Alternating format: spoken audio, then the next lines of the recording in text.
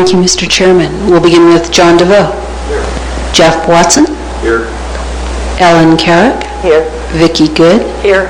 Ken Hartsfield. Here. Jerry Penland. Here. Charles Schrader. Here. And for the record, Mr. Chairman, absent tonight are Lee Brown and Peter Scanlon. Will you join us for the Pledge of Allegiance?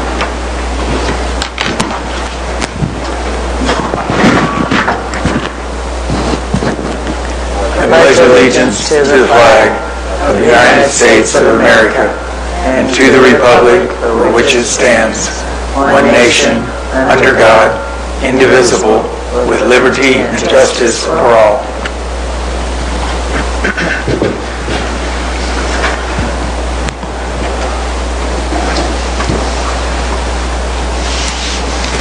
Item 3, the approval of the minutes for October 25th, 2018. Anybody have any corrections, changes? Motion approved. So moved. Second. All those in favor? Aye. Item 4, public hearings.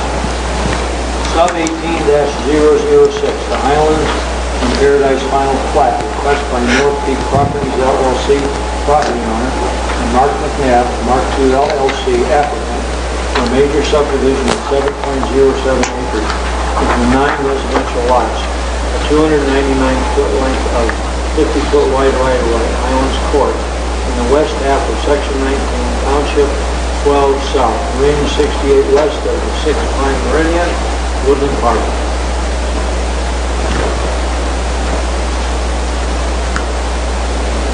Turn it over to Thank you, Mr. Chairman. I have a brief presentation tonight. Let me begin by making some amendments to the staff report that was distributed to the Planning Commission.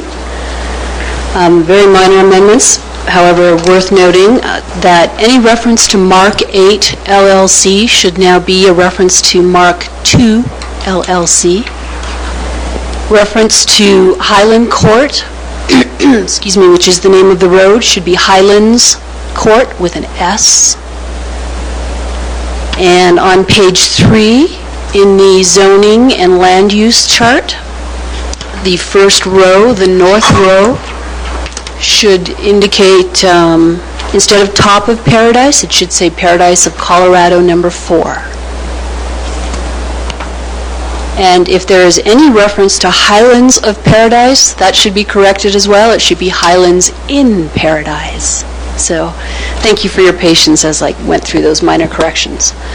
So as the chairman called, this is the Highlands in Paradise final plat. It is subdivision application number SUB 18006. It's a request by North Peak Properties LLC property owner. And I see that we have Chuck Mahoney here in the audience representing that property owner.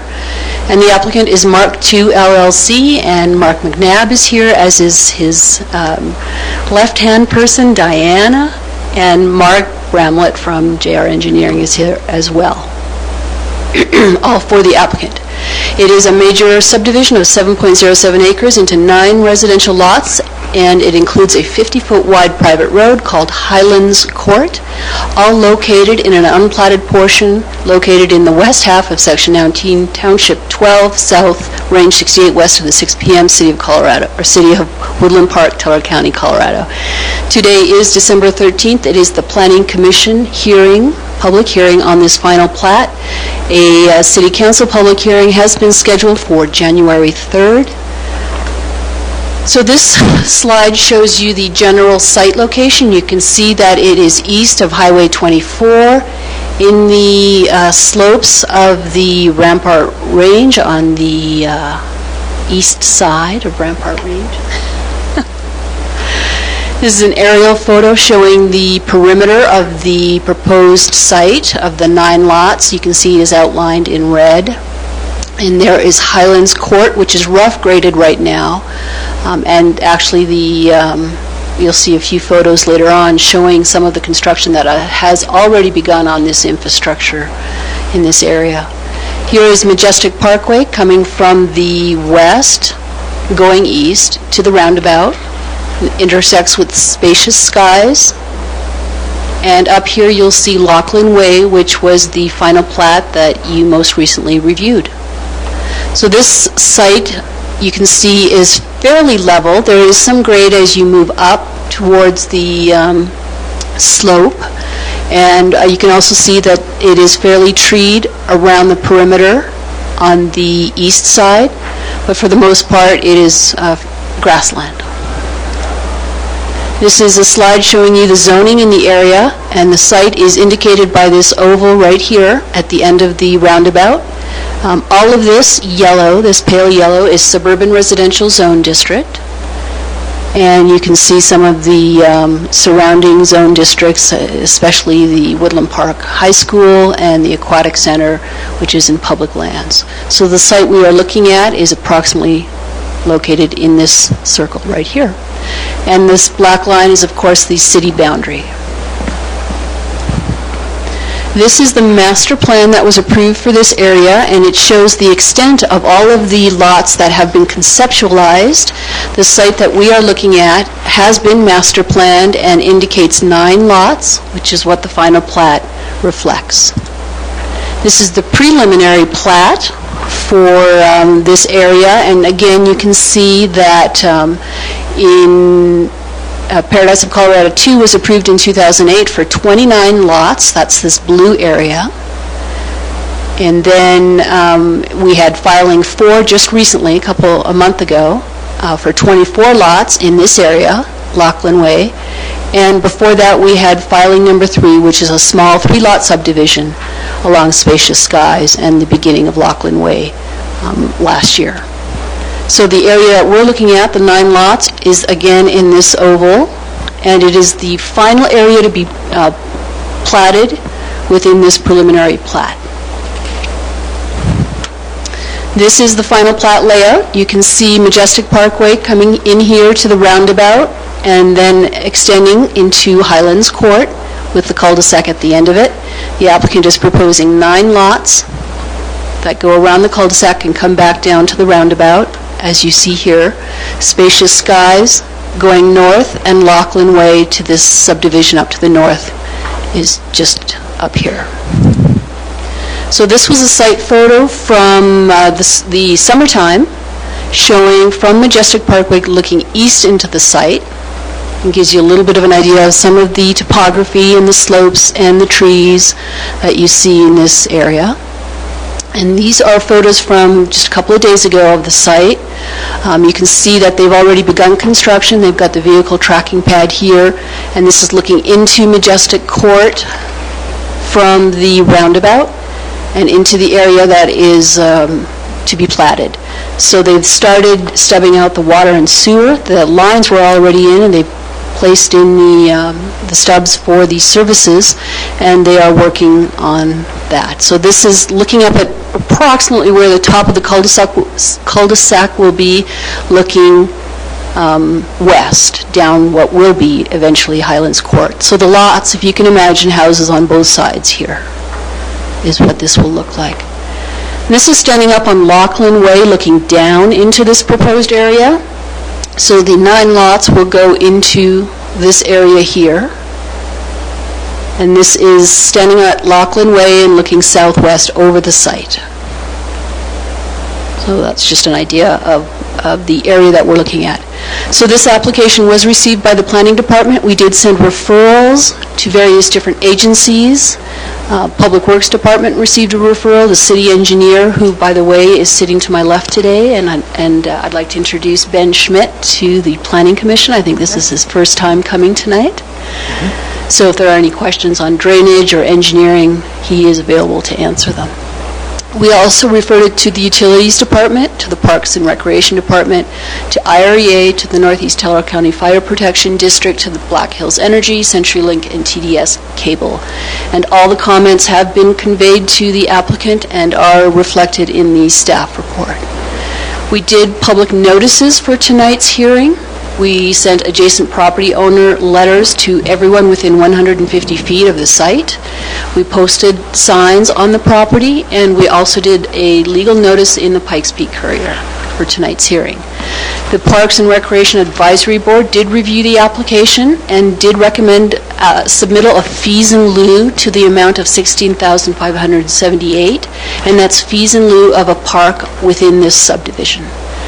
The fees in lieu are slated for further development of Chimney Park or other recreational amenities in the Paradise Estates or Thunderbird subdivisions. So staff did a full evaluation to check that this final plat complies with the code that is in effect. We looked at section 17.24, which is the final plat section of the municipal code. They did submit a complete plat for staff review. It was prepared by a professional land surveyor and meets all of the final plat criteria that we have in our municipal code. They also have submitted engineering and construction drawings that have been approved through a separate infrastructure zoning development permit, and as you saw in the photos, infrastructure is already starting to go into place. We did approve their drainage report, and that was part of their infrastructure plan. We do have a requirement. It is a condition of approval of this final plat that they pay their park capital fees in the amount of $16,578, and that condition actually has been satisfied. The applicant came in this afternoon and did pay that fee.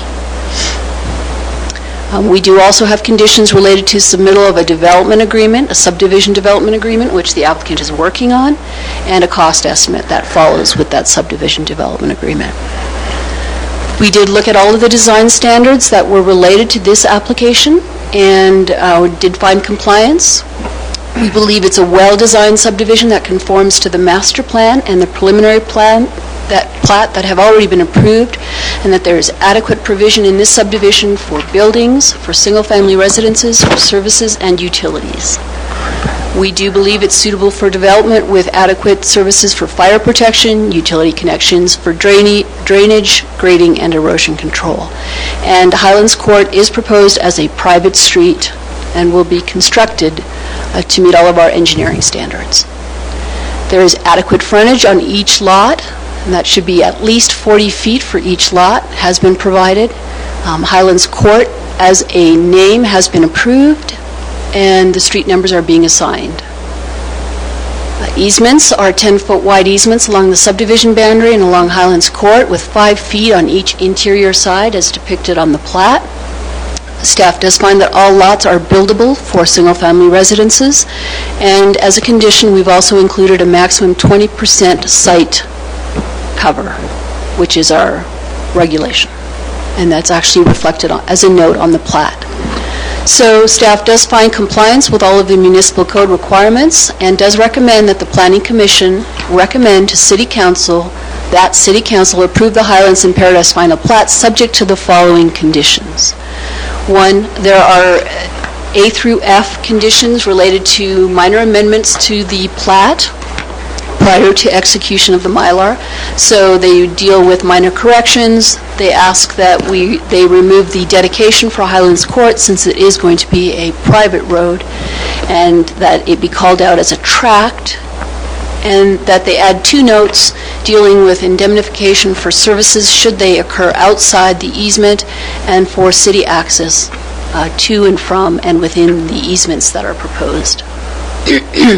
So that's condition number 1. Condition number 2 has 3 parts as well, that prior to the city execution of the Mylar, that the applicant submit covenants so that we have them on file and may see them, that they submit their subdivision development agreement with 150% of a security guarantee for all improvements. And as I said, submission of the park capital fee has been done, so that is not going to be a condition that will move forward since they've already complied with that. That concludes my presentation, Mr. Chairman. Are there any questions of staff? And as I mentioned before, the applicant and the property owner are also here if you have any questions for them. Can you tell me what private road means, kind of formally? In terms of access or maintenance and that sort of thing? Sally.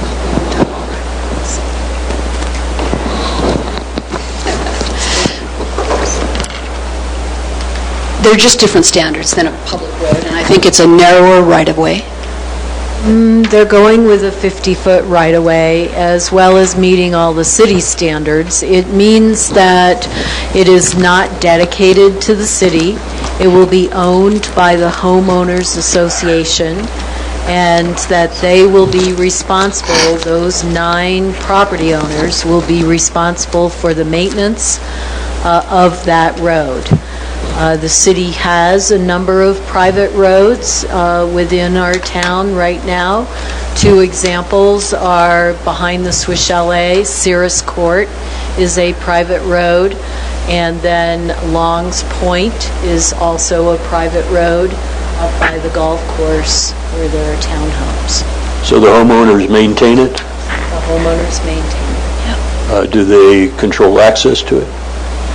They could, if they wanted to, install a gate. They could have a gated community. I don't believe that is the intent of the developer at this time. Thank you. Sally, to expand on that a little bit, the right-of-way is 50 foot, which is typical in the city. What about the paving surface? Is it the same width, the same depth? Yeah, their design for the road is for a 24-foot mat, and then 2-foot wide curb and gutter, full curb and gutter on either side. So that's the city standards. That's the city standard. Thank you. Do we have a presentation from the applicant?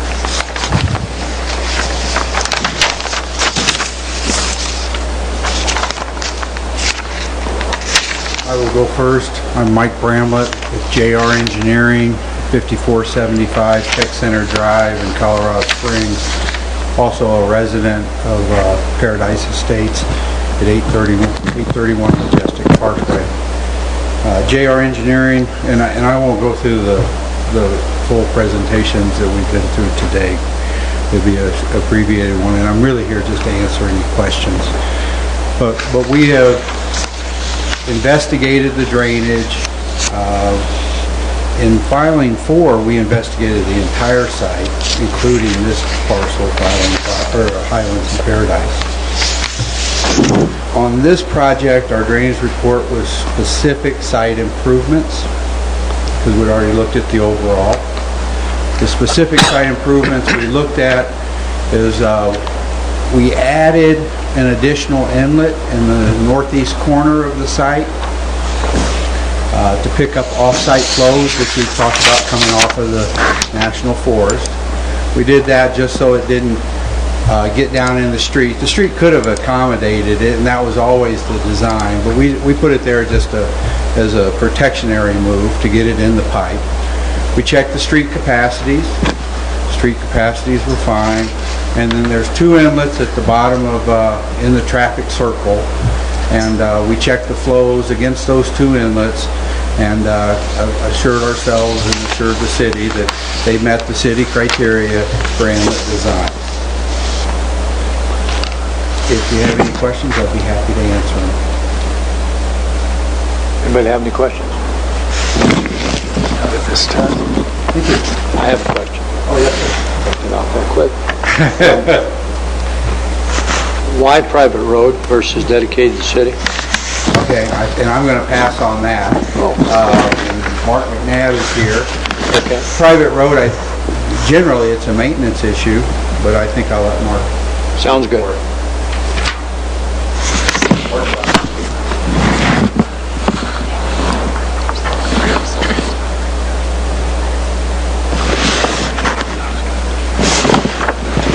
Hi, I'm Mark McNabb, 206 Starlight Heights Light. Normally, historically, the reason would be for a private road is if you have a full HOA, and the people who have the HOA, the reason they form the HOA is to have control over the subdivision of what happens. So that would, in the past, for example, the one along Street is HOA, the other one behind Swiss Chalet is HOA. Yeah. So that's the permanent reason. What I'm saying is that a number of years ago when I was on council, that in a fairly good-sized subdivision, they wanted to do that. And when we started, instead of dedicating it, and we started getting about police, fire, ambulance, they all have to have access. Police will not patrol it. They'll respond, but they can't patrol it. It's not a city or street. And there's just some, especially if it gets gated, not so much the private part, but if it gets gated, then they all have to have access to that for just emergencies and stuff like that. It got to the point they just changed it and made it dedicated, so the city plowed it, the city took care of it. I was just curious why. Well, the HOA eventually could put a gate in if they want. That's not our intent at this point. The other thing is that there's a special box that's made that can be put in for fire. For example, the property that I have out on the west side of town, we have to put a box up so the fire company can come in. Sure. And push the button, opens the gate. So that's the way that would be handled for the fire. It is a pretty tough neighborhood around there, I understand. But that'd only be if there's a gate. Okay. Yeah, I've got a question. I've been in a couple of HOAs in a different state as well as here, and there's never been an issue about the road being part of the HOA. So that also, I was going to hold that until later, but it doesn't make sense to me to make this as a private road when the whole area is public. Well, it is for this HOA. What's that? It is for this HOA. It makes sense to them that we want to have a private road. But you're representing, you're the builder and the developer, but there's no guarantee that the homeowners that would buy in there would want that. Me personally, when I was in the HOAs, the two that I've been in, I would definitely not want to have responsibility for the road. Well, the HOA wants the homeowners take it over to change it back to public. That's true, but they have to change it back instead of just having it up front. So as a homeowner, I wouldn't want to have it as a private road. That's my own personal opinion. I bought the rest of the lots in the Longs Point. Met with the HOA there, and they're planning on putting up a gate. They want theirs so private more than it is. I think that's becoming more popular with HOAs now. So we're following that same design of what they're doing on Longs Point. But except at this point, we're not planning on doing a gate. Without any stats or anything, what you said, I'm not sure I agree with that, but that's just a personal opinion. Commissioner Penland, if I may just add, they are building it to public road standards, so the opportunity... Yeah, I understand that. Okay. Yeah. So have any of the lots been sold? Two. We're starting 2 homes first year. And one other... 4 more interested. And 4 more interested. And they like the idea of the HOA and the private road.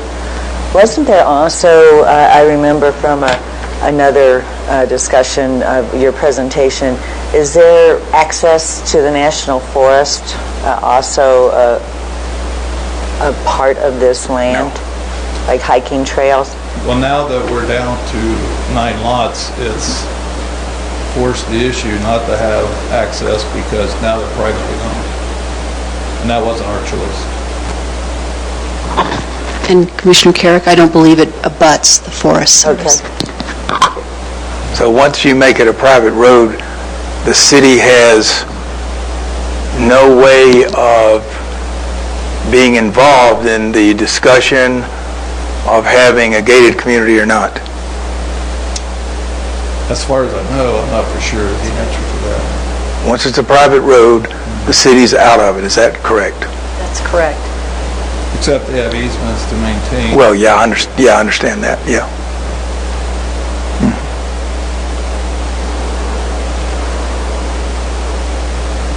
Any other questions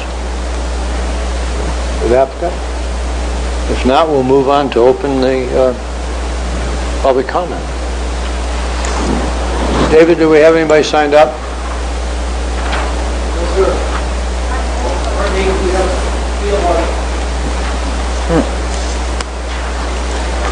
Are you the one?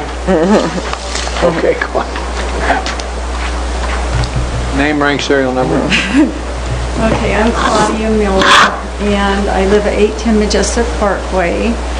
And I'd like to preface the few things I'm going to say with an appreciation for the Planning Commission and the Planning Committee, and actually Mr. McNabb and his group, for coming back to the original plan of having the 9 homes. In general, the people in our area, the residents, feel much better about this, and there's a positive attitude that it went back to that. So thank you for working with us, and we want to work in harmony with the building that's going to be taking place. There are 4 issues I'd like to bring up on this. Maybe I'll start with number 4 first, because it does deal with the idea of the private road. And that probably has created the most concern with residents in terms of, we have a vision statement that we showed earlier, and this feeling of congeniality and camaraderie with our neighbors. That area is quite unique with respect to the fact that the neighbors in all these different filings, they walk around, they walk their dogs. It's really a neighborly area, and the consensus of a lot of neighbors is this, that this new subdivision should be welcomed in as a part of, the existing neighborhoods, and there are no private roads in the filings around Paradise Estates. And one of the ideas is that we're going to be really putting up with all the construction coming up our way to allow them to get their homes built, coming up using our road to and fro, from their houses. And another thing is that it's one of the most picturesque sites of all of our whole area, and people walked up in that area. So our area is used for a lot of walking along the streets, and to have that exclusively set off that neighbors could not still enjoy that is a real concern, and that I think it's going to really shut down a lot of that feeling of them being a part of the rest of us. It's sort of exclusive out there. And I think that one thing when you're building new developments, it's important to see how you can coexist with what's already there, because Woodland Park is such a neighborly area, and we really value that. Okay, that was number 4. Number 1 is on Majestic Parkway, which really is quite populated. We'd like to suggest that when the construction's coming up, that it be somewhat equalized with Thunder Ridge, which doesn't have as many residents, because we had an experience when they were putting the paving in for Laughlin Way. The city was putting it in, had a construction crew coming up, and within 2 days there were 80 trips we were counting up and back with these hauling trucks. They're really noisy, and it's just an issue when you're even trying to get out of your driveways. And we thought, well, at least if it's equalized a little bit on the other end with coming up Thunder Ridge, so that some of the haul trucks and cement trucks could come up that area, that would be really helpful. And we've taken pictures, and you may have them, I know that we give galore, so that there's, for the big trucks, there's plenty of access around that little L circle there. That would help us a lot. It also would help with the significant wear on the roadway to kind of make it less on both streets than putting the whole thing on Majestic. Okay, number 2, when we did have that construction of the city coming up on Majestic, the construction trucks were going very fast. And the fact that we have the walkers, and it was actually an issue with safety. And some of the neighbors actually called the police, and they came and stopped trucks, and they didn't give them tickets, but they warned them that if they didn't slow down, that that was going to be, they would give out tickets. So we have a concern that the contractors really work with their crews coming up, that they're not putting the safety of our residents in harm's way. I talked with Laura and understand that you have that some type of a a knitting or something for the tires on the trucks going into the construction area. My son's an environmental chemist and engineer, and he said that nationally there are some regulations often that are used in construction sites so that they wash the cement tires coming out so that they don't do the damage to the street. Because when Will Brown was first putting the streets above there, we had a lot of damage to Majestic Parkway. So anything to help with that would be great. Just to help save the roads. Again, I think the idea, I think I've gone through 3, and the one I started with, number 4, is just emotionally really important to the members, in that we'd like to consider them as neighbors and not an apart area that's exclusive to the different filings that have coexisted since the inception of our area. That's all I have to say. Thank you. Anybody else? Oh, we have the public comment open.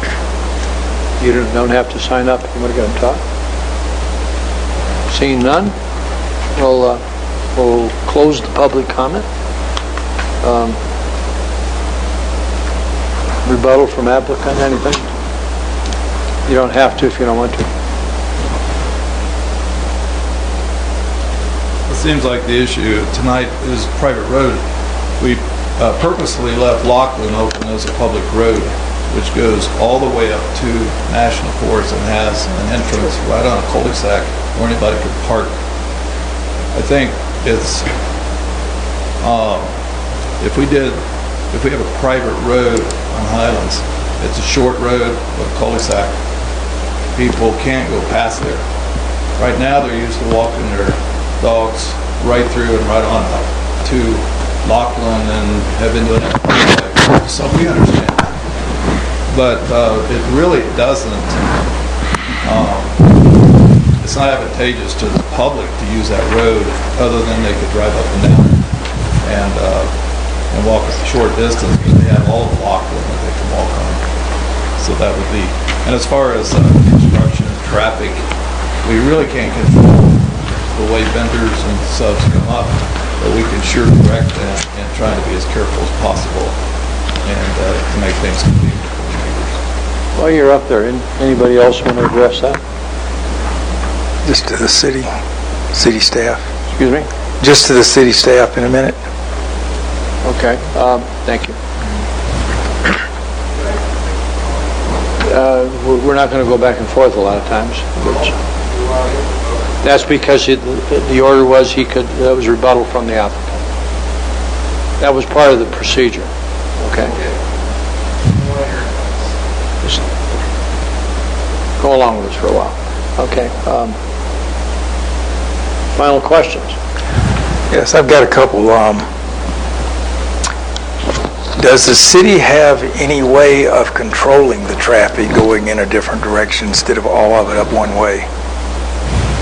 We have no way of controlling, but we can certainly recommend, as the developer has suggested, that he can talk to his subs and direct them. And we can have our city inspector make that comment to the applicant as well. Is it possible to put up a request as far as part of the recommendation, whether it's yes or no, but have it in there, any construction vehicles 10 miles an hour? Can you have a special speed limit for? We can't. What we can do is put up the digital speed sign. Speed sign. And remind them at an opportune time that they're going to start construction, and try to educate the vendors and the contractors about our normal speed limit is 25 miles per hour on local streets. Can we put it as double fines in the work zone area? Construction zone. Fines are double, right? Yeah. I think that the neighborhood is correct in contacting the police department. Other question? Keep going, Jerry. How many?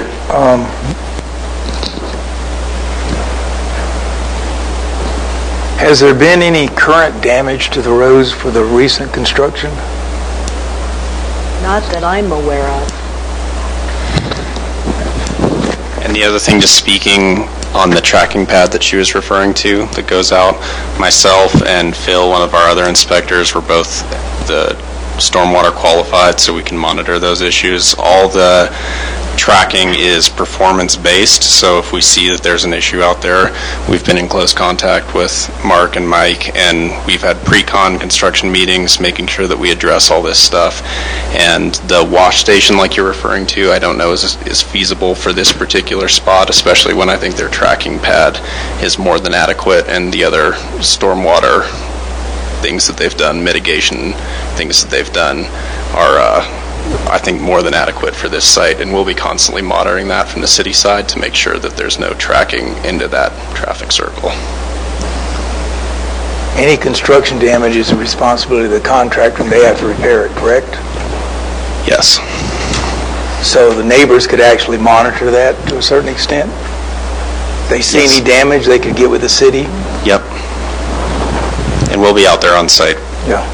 frequently monitoring other things as well. I do have another question to the applicant.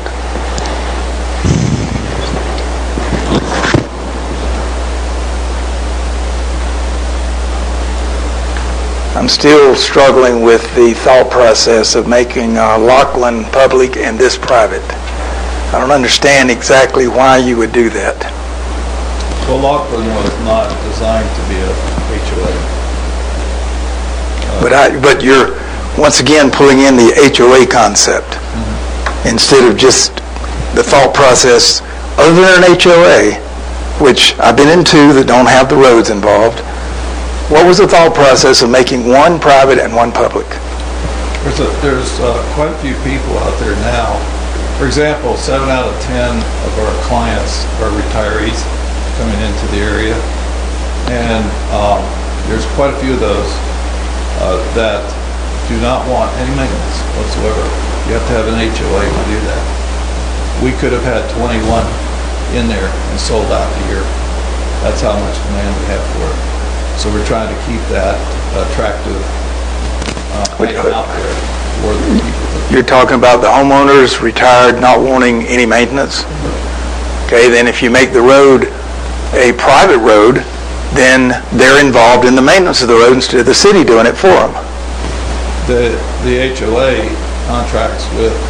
But then, again, the HOA is involved in doing maintenance, and if I'm retired, if I were there, then I would be involved with the HOA to try to get the contractor to get the contracts, which I'm involved. I've done many of that before, but I wouldn't really want to be involved in doing that. I'd want the city to do it for me.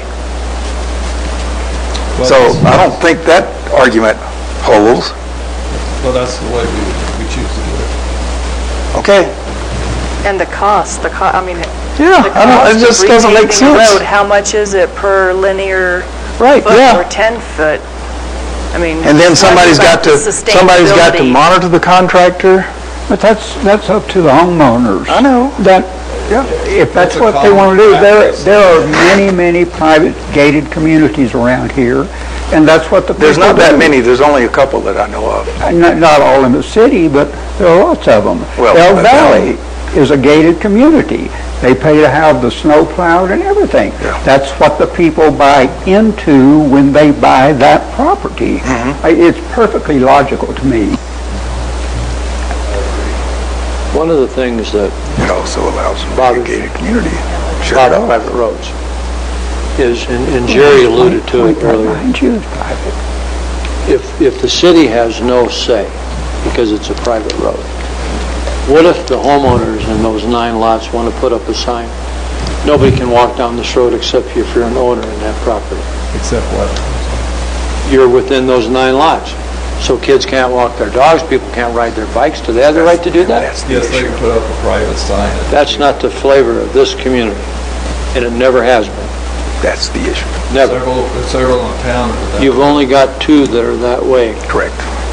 There's 2 that were mentioned tonight. I know, but there are no other than I'm aware of. But all I'm saying is, how far do you go as far as saying they want their little area in the middle of all that? No maintenance on a road? How would you ever build a house and not want maintenance on a road? And nobody's going to plow it?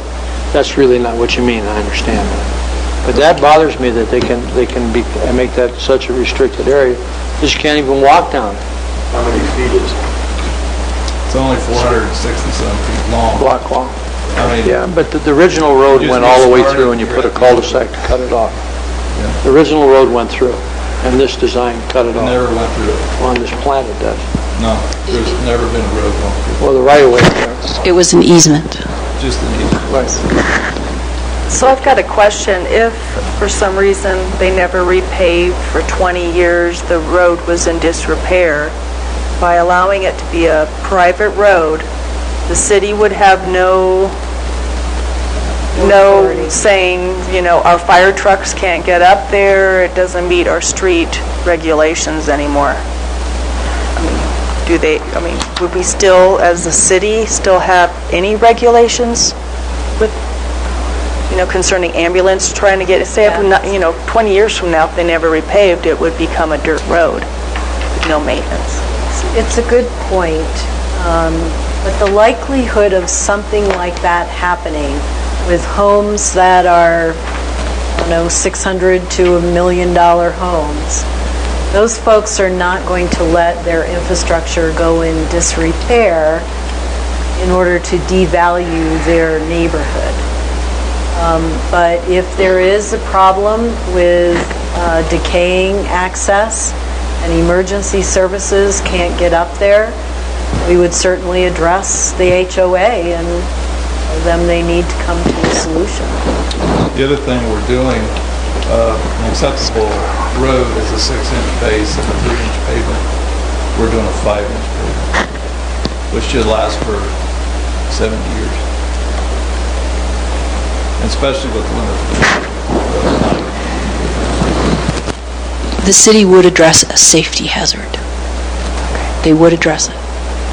I would hope then that the HOA would be bonded in such a sense that they have a provision there, if the city has to come in and do some of those things, that there's insurance or something to cover it.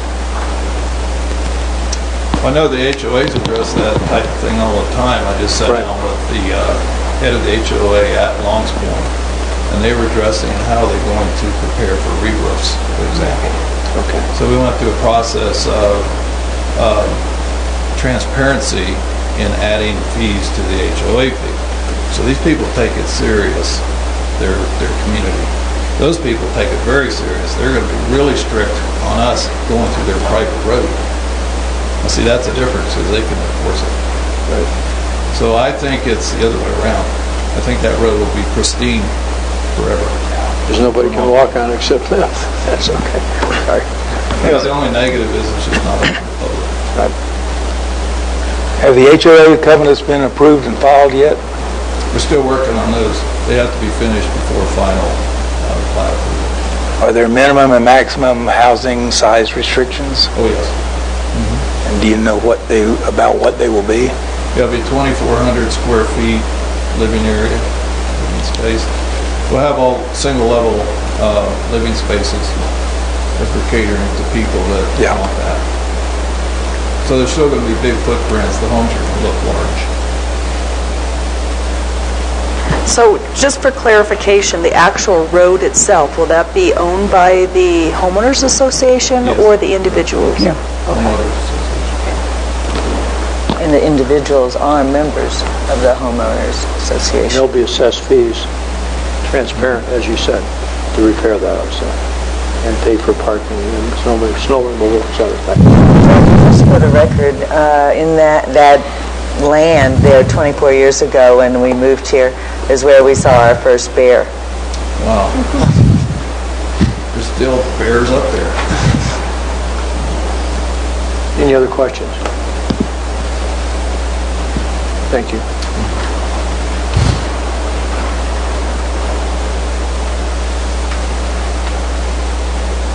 Time for deliberation, folks. Any questions you still have? Now, mister, come on up now. We're not going to keep you out of this. We're going to get you in. I just wanted to see how long. Okay, you're fine. No, I don't have a lot to contribute. Your name? Oh, Address? I'm Bill Miller. I live at 810 Majestic Parkway. Okay, fair enough. Anyway, I've been around long enough to remember when Will Brown owned the property, and at a point in time, he, and Sally probably remembers this, he was going to put a gated community up there. In fact, where the cobblestone started, I think is where he's intending to put a gate, and I know City Council did not approve that, and so that didn't happen. And now that some of the development, well, things have developed a lot more than when he owned it, but the fact is that the arguments then were the same as they are now. How are you going to enforce it if you don't put up a gate or some barrier? Secondly, who's going to enforce it? Are the city police going to enforce it? Are the homeowners? And also, as Mr. McNabb had pointed out when he was trying to put cluster homes in there, was that people sometimes buy these homes, and these aren't large homes if you're only talking about 2,400 square feet, but people buy these homes as second homes. And so they only may live there half the year around. They're not there the other half of the year. So with a homeowners association, you really don't have one. I mean, the representation isn't there. You can have a few people run it. It's just not conducive with all the other developments that have happened in all that area up on that side of the mountain. So you may have a couple of individual places, maybe above Swiss Chalet, as you said, that are private, and maybe they're set up better for that. But they're going to have to use our roads. They're going to have to use our access. And, we have people that come and plow people's driveways, to help them out. So the only point is that it just doesn't really fit with the environment. I think you made that point. It's not something that fits with our community. And maybe things are changing, but what's changing is really happening in the more metropolitan communities, not the urban communities. And we're trying to make these changes in an urban or in a rural community like they do in, Washington, D.C. or something like that. So I think those are things that I'd just like to mention that you might consider. Thank you. Okay, thanks. Got one more question for the staff. I forget now. What's the total number of lots in this whole area? 190. Is it 200 and something? It's 190. 190? So this is 9 lots out of 190? Yes. Okay.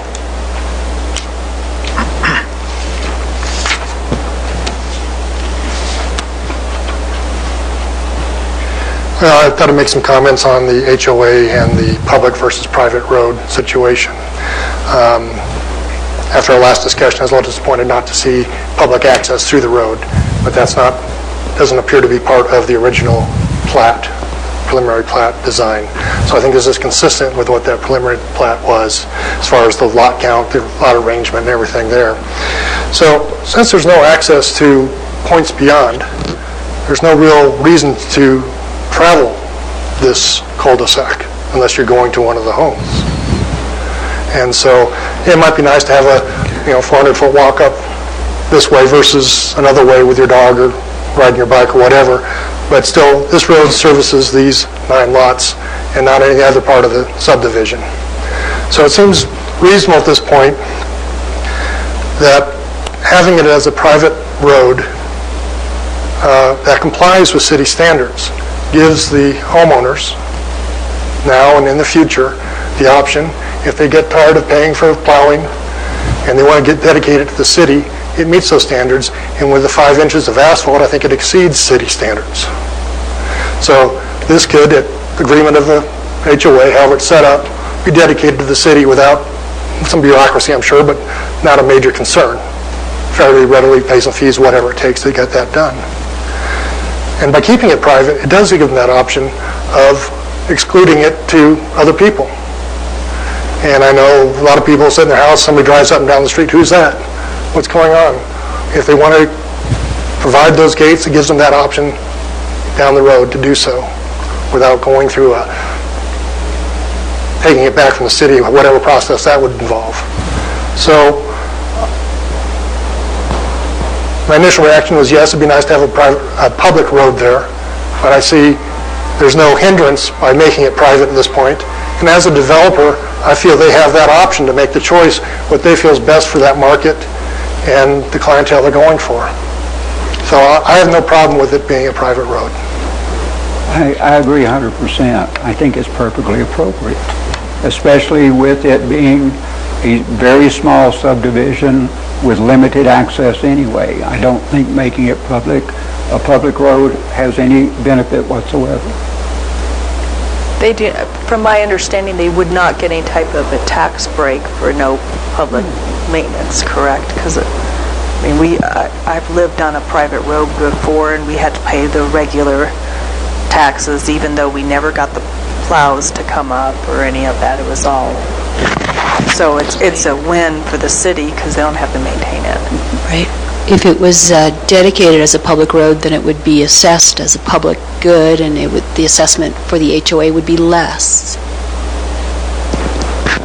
So they will pay property taxes. Yeah, the normal rate, whatever their house is valued at, they don't get any type of a break because, we're never going to have to pave it or plow it, so They'll pay get a tax cut. on the road as well.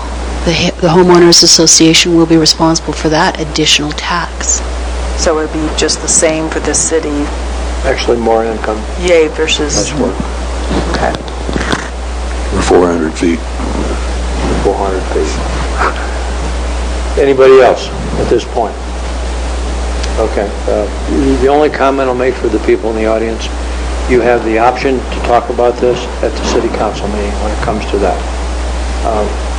And if you want to bring up the subject of how gating it would change it, the city council surely can amend that to say that can't happen at this point in time.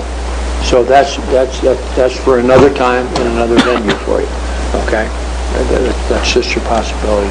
And you're right to do that. Mr. Chairman, that's January 3rd. January 3rd. With that note, I'm looking for a motion to approve, or deny, or whatever you want to do. Well, I'd like to make a motion to approve SUB 18-006, Highlands and Paradise Final Plat, with the comments from staff. I second that motion.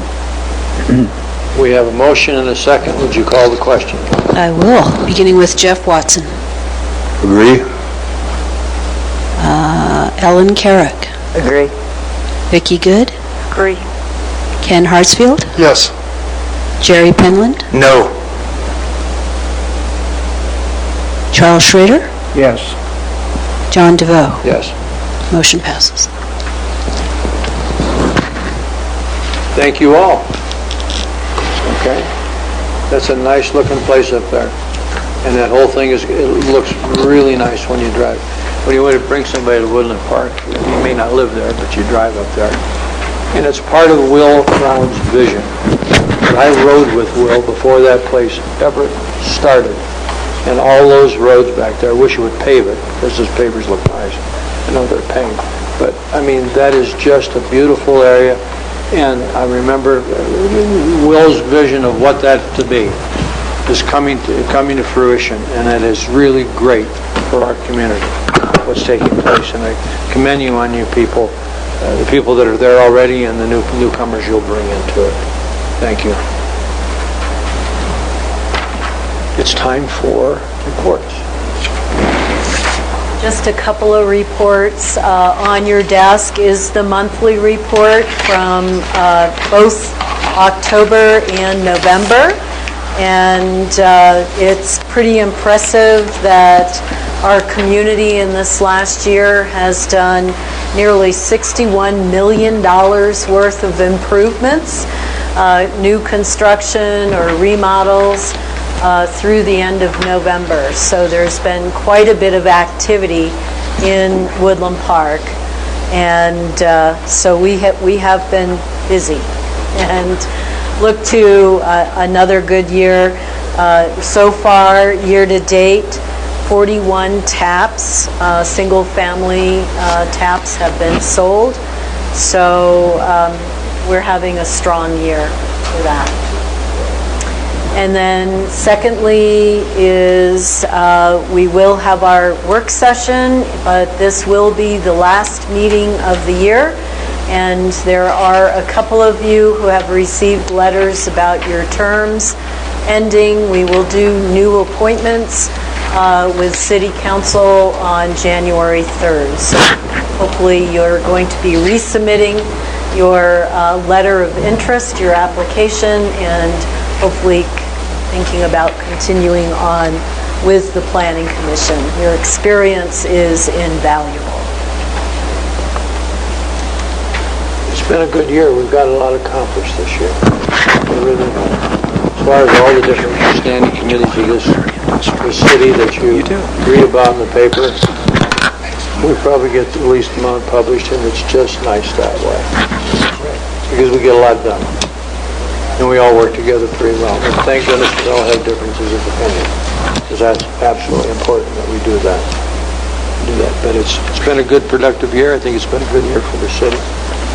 Onward and upward and all that good stuff. Any other comments, questions from you folks?